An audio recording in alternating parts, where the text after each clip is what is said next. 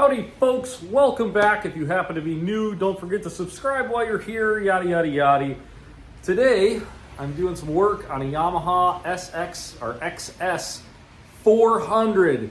And I've done a ton of stuff with the 650s and that. The 400s aren't as popular, but they're getting there. So, I ran into an issue and I figured, you know what, I should make a little YouTube video about this to save the next guy who's doing this at home a ton of time and research like I had to do. So let's dive into it. We're talking about the Petcock today on the gas tank.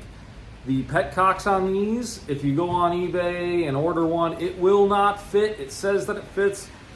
It's like 10 millimeters off. The factory Petcock holes, the mounting holes, I believe are 46 millimeters center to center, and the ones on eBay are like 35 or something like that. So let me show you a little workaround.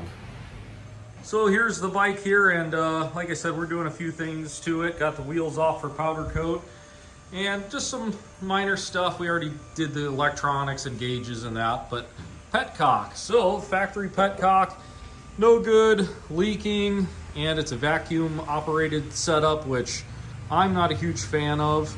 So I wanted just a regular Petcock on this. They don't just sell a regular Petcock easily for these. So through a lot of research, I figured out that the hole size is actually the same as the 650.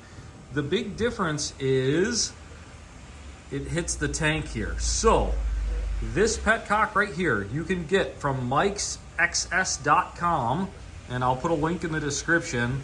I think it was around 40 bucks. And what we're gonna do here is I'm just gonna notch it out so it will work on this gas tank. Another difference with the Petcock is this one, the fuel right here, is going down. This one comes out to the side, but with the new Petcock, they send you some elbows. So we're just gonna put a 90-degree where it'll come straight out of it like the factory Petcock, and we can make that work.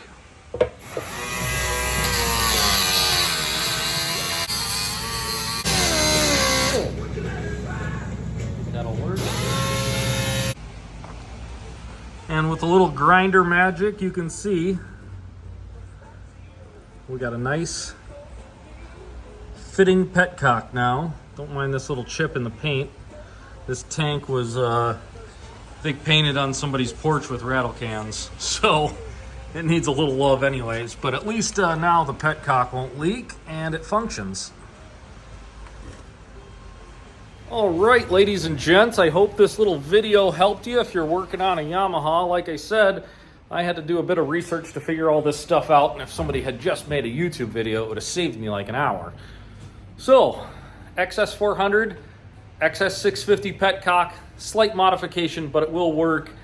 I'll put the link in the description to Mike's to get one. Like I said, they're pretty cheap. Thanks for tuning in. If the video helped you, please subscribe while you're here. See you on the next one.